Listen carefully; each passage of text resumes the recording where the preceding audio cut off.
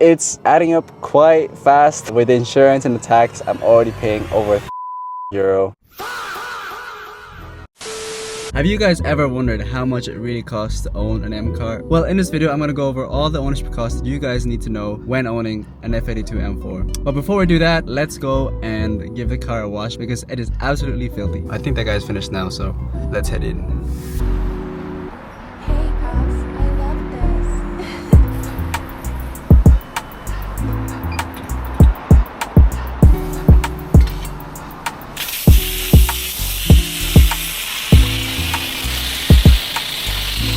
Hey, yo.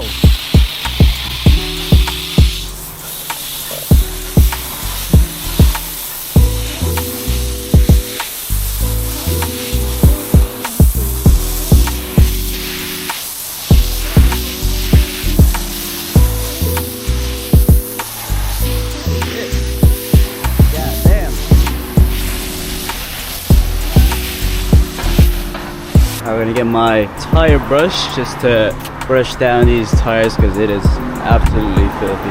I haven't given this car a proper rinse ever since NSN washed the car actually. So we're gonna give the car a quick little brush down because I can't have the car be this dirty.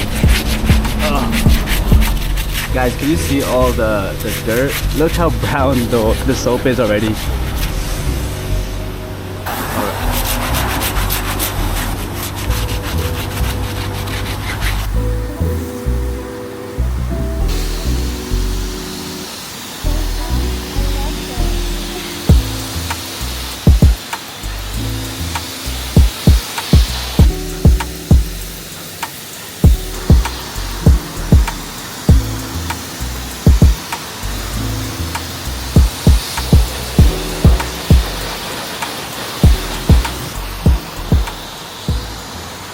Alright, boom, there it is. So in this video, I'm gonna go on a quick deep dive on the real ownership costs on owning an M car. So the M car in question is my 2017 BMW F82 M4. It is a little bit dirty today. We did give it a quick wash. It'll do for now, but yeah, 2017 BMW F82 M4, tanzanite blue metallic. And if you come over here, there's a quick spec check on the car. It is the LCI. It does have the LCI icons. It has the LCI taillights. And it also has one of the biggest options that you can get is these really nice carbon ceramic brakes. One of the bigger options on this car. So a little bit about me. I just turned 26 years old. Damn! I got this car when I was 25, and as of now, I live in Dublin, Ireland. So the numbers I'm going to be mentioning in this video may vary depending on where you are and how old you are. So I bought this car 8 months ago, around April time, and in that time, I've driven it over 10,000 kilometers. I daily drive this car, guys, so it has racked up quite a few miles. But yeah, in those 10,000 kilometers, I've done multiple road trips, a bunch of fun drives in it. Done a few things to the car so far just to make it a bit more personal, a bit more of me. A lot more to do with the car, but besides that, let's go over the numbers now. But before we get to the rest of the video, guys, I just wanted to say, hope you guys had a good Christmas. Hope you guys had an amazing New Year's. Hope you guys had some good time off to relax and spend some time with the family. But now it's time to lock back in, guys. It's 2026 now. It's a new year. This is the year that we make things happen, get shit done, and get that bread. So if you're watching this video, make this the year that you achieve the goals that you've always wanted to achieve. So yeah, let's get it. All right, guys, so first thing we're gonna talk about is the actual cost price of the car. During that time last year, around April time, just before summer, the market for the M4s were a little all over the place. There were some cars that were listed around 40K, had a bit of mileage, that were a bit older, like 2014, 2015 cars. But then there were also some cars that were like in the high 60s, kind of the newer cars, competitions, better spec, lower mileage. And as you guys know, if you guys watched the other video where I talked about why I bought this car, I did have a checklist on what kind of car I wanted and what kind of features, specific spec that I wanted, specific color that I wanted. Yeah, look, dream car checklist. So I basically wrote down a bunch of cars that I wanted. In that time, I had a budget of around 50 grand. I wanted to get a competition car. I wanted it to be DCT, so not a manual. And I wanted it to be an LCI, so 2017 up, and it had to have the icons and had to have the LCI taillights. I wanted to get an individual color, and it must have Harman Kardon, electric seats, folding mirrors. Said not important, but can be good to have cameras and comfort access, and also and performance exhaust. We didn't get to get all of that, but we were able to get most of it. Funnily enough, I actually went to the dealership where I got this car to view a different M4. It was actually my friend's M4 that he sold to that dealership, but unfortunately that one just sold when I called them that morning. But they did tell me they had another very nice M4 in stock, so I just said, okay, let's just go and view it. I don't have any expectations, but let's go and view it and let's see. And yeah, I guess the rest is history. So I guess it was fate that the other car was sold and they had this one in stock. So yeah, let's get to the numbers. So this car had a total cost of just under 50,000 euro, which at the time I thought was a really good deal considering the spec, considering the mileage. If you guys didn't know, before this car I had a 2016 420D. I had that car for about 2 years. I absolutely loved it. It was a manual, had a sunroof, really nice spec, put on some really nice wheels on it. I loved that car. At the time I had just paid off the car. So basically I used that car as a trade-in. Bye. It was the last time I'll ever see this car. For the past 2 years, it's been good to me.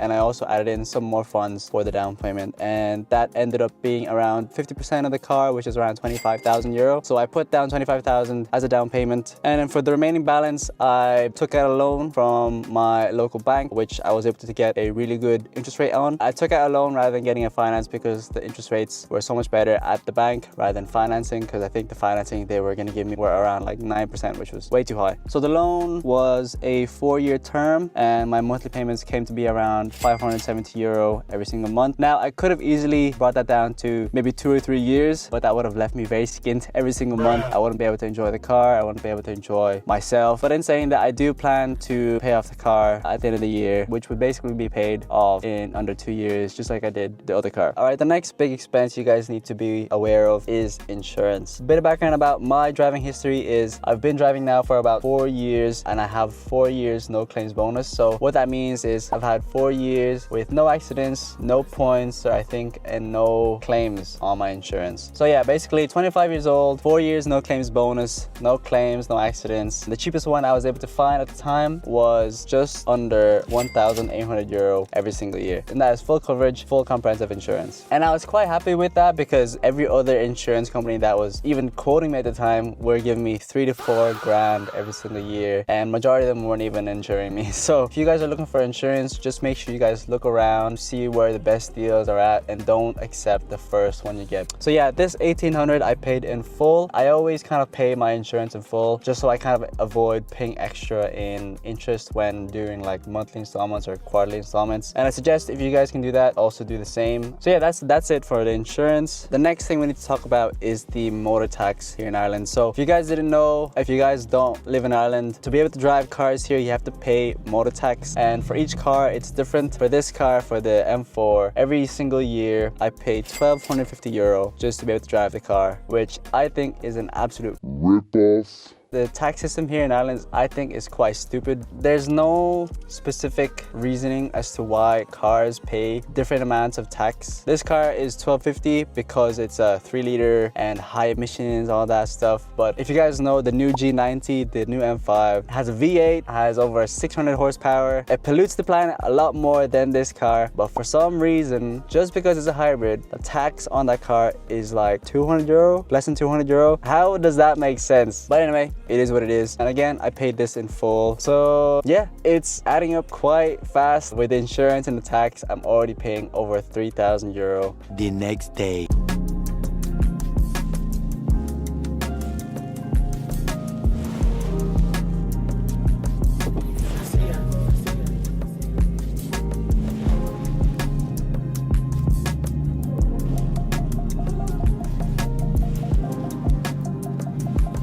Better or no?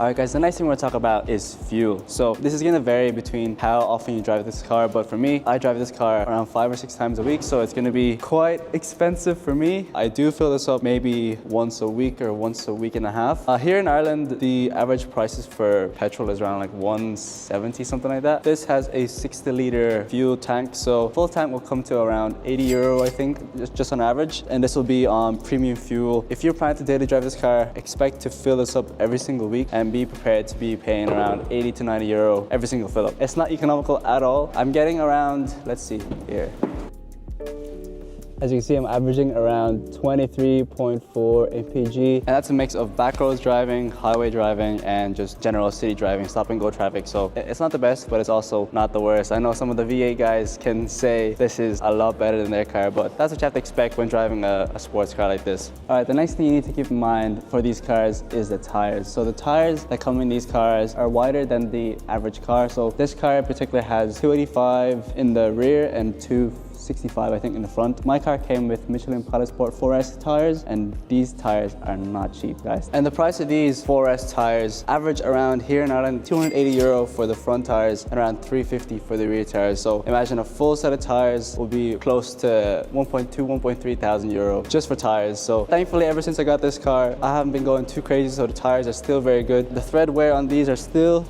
really good, so I should have a few more months or even a year with this. All right, the next wear item we're going to be talking about are brakes. This one's going to be kind of specific because this car, as you know, comes with carbon ceramic brakes. So this is going to be different to those who have normal steel brakes. And if you guys didn't know, these carbon ceramic brakes are so expensive to option for factory. I think from what I researched, these cost around 10,000 euro when optioning a brand new car. And with that comes with its pros and cons. And of course, the most important pro of these brakes are that it's very durable. They're a lot more durable than the normal steel brakes. These will last you a long time compared to the normal M Sport brakes. And specifically these rotors will last you around 100,000 miles according to BMW, and the pads will also last you a lot longer than normal pads. That's one good thing going for it. And the other thing I love about these brakes is that they don't produce any sort of brake dust at all. So as you can see, we did wash it yesterday, driven it loads ever since. As you can see, no brake dust. It's basically just the grime and dirt on the roads. That's one thing I love about these brakes.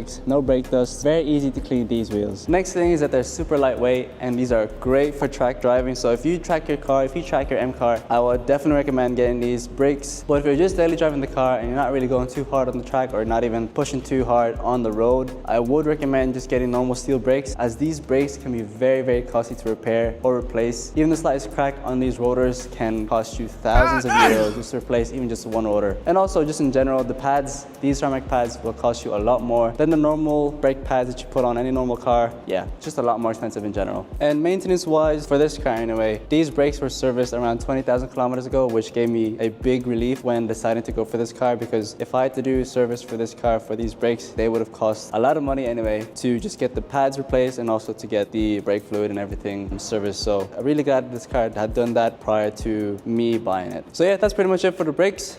All right guys, a little break from the video. We're gonna go grab ourselves some food. We're gonna head over to Wingstop over there, if you can see. But yeah, let's go get it.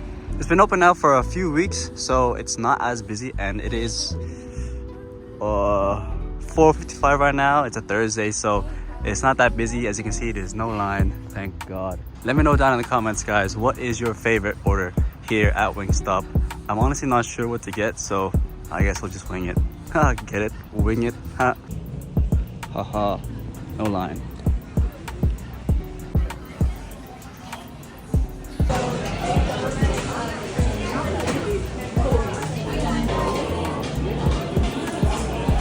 All right, boys, we got the goods after like 15 minutes of waiting, but let's eat.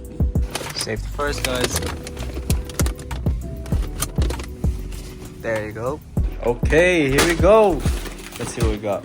So I wanted to get the flavor craver thingy, what they had online, but they don't do that in store apparently. So basically what I got is 2 of the flavor craver fix thingies that they had. Basically the same thing. So what I got was 8 wings, 8 boneless wings, 6 tenders, 2 fries, and 4 dips. All right, let's see what we got. Ooh, so these are the tenders. Hickory barbecue for the tenders. And I don't know what this is. Ooh. So these are the wings. I think this is mango habanero. And the other one is Korean, spicy Korean. Oh, that smells good. Ooh. So these are, this is Louisiana, I think. Oh no, sorry. This is probably Louisiana. Well, that's probably it. And then this is the original. That's the original. Cool. Another set of hickory barbecue tenders. Sheesh, damn, that looks good. And then just 2 sets of fries, Wingstop style. Let's get it. All right, quick review. So we just had some of the wings and the boneless and also the tenders. And of course, we had to have some rice because we're Asian. So, sorry for my heaving, because This mango habanero is very spicy. I thought I could take it. It is a spice level 2 on their menu, but I don't know. It's very spicy. And there's just a lot of sauce as well. Yeah, it's drenched in sauce. And then this one's probably my favorite, the spicy Korean. Really, really good. Barbecue, hickory barbecue for the tenders, also very, very nice. Overall, very good. A little expensive, but still good. All right, guys, last thing we need to talk about is maintenance. So before we do that, let's open the hood and let's check out the engine. Okay.